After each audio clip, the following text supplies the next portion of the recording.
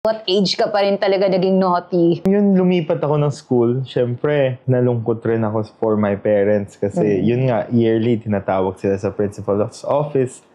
Yung paglipat ko, sabi ko, mas magtitino na ako. Saan ka nag-college? Nag-college ako sa Benilde. Sa Benilde. Good boy ka naman sa Benilde.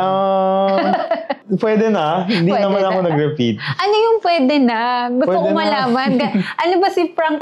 Yung pwede na, madalas ako uminom. So, sa Benilde, pati sa Lasal, meron kaming term na Happy Thursday na magiinuman talaga sa Thursday ng gabi dahil walang pasok lahat sa Friday. Pinauso nyo lang yun.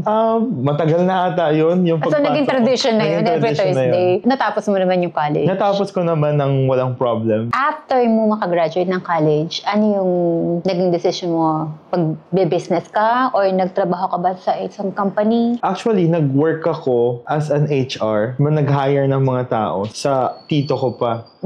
Sa Taiboran. Parang isang massage siya. Tapos, nag-try din ako sa isang tito ko, HR din. Nag-i-interview lang rin ng mga applicants niya as admin.